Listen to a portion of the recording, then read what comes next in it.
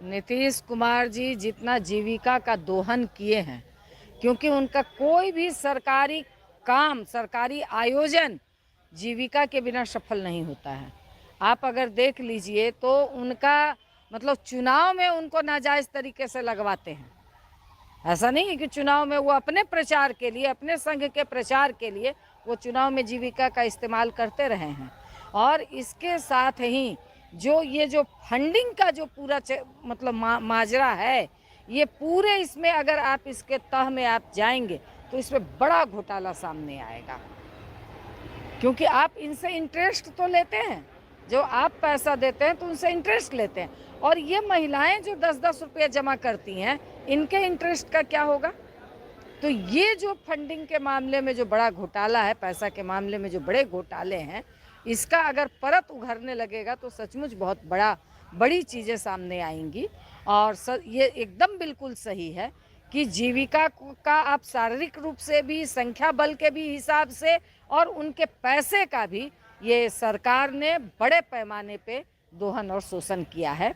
और जब आज वो अपने सवालों के लिए खड़े हुए हैं, क्योंकि उनको आज तक एक परिचय पत्र नहीं दिए हैं। वो अगर कहीं जाती हैं रात बिरात, वो इस बात का कंप्लेन करती थी कि यदि, क्योंकि पैसे निकाल करके जाना पड़ता है, अगर हम पैसा ले करके जा रहे हैं, हमारे साथ कोई घटना घट गया तो हमारी ये भी परिचय नहीं है कि हम सीएम है, जीविका कैडर है।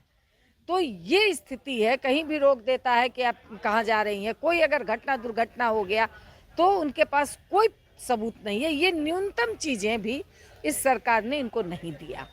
और आप अगर कह ले तो बल्कि आज इनको एक एजेंट बना करके, कल तक आप कह रहे थे कि आप हमारे कैडर हैं, और आज आप कह रहे हैं कि आप समूह के एजेंट बन करके काम कीजिए, यानी आप समूह से पैसा लीजिए।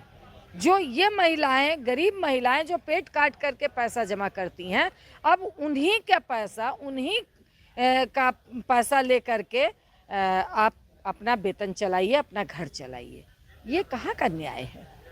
पैसा सरकार किसी भी कैडर, कोई भी सरकार होती है जो धीरे धीरे अपने कैडरों का पैसा बढ़ाती है, मगर ये धीरे धीरे अब ख़त्म कर रहे हैं। सरकार अपनी जिम्मेवारी से हाथ मोड़ रही है। तो ये हर कह लीजिए कि स्कीम वर्कर में सरकार कर रही है, करना मतलब एक तरह से धीरे धीरे बढ़ रही है। तो इसी में जीविका के ऊपर भी ये काम कर रही है, जिसका कि ज़बरदस्त रूप से जीविका कैडरों ने विरोध किया है। स्वतः स्फूर्त ढंग से हड़ताल चल रहा है। हड़ताल के ऊपर दमन, ये लोग सरकार के द्वारा दमन किया जा रहा है।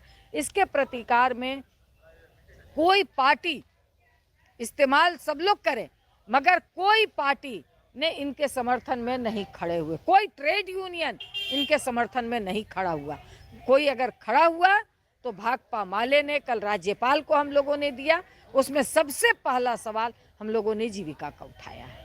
सेकंड का सवाल आशा कार्यकर्ता का है, अन्य स्कीम वर्करों का है। यानी कि पहला जो प्रमुखता भाकपा माले ने इन स्कीम वर्करों को दिया है।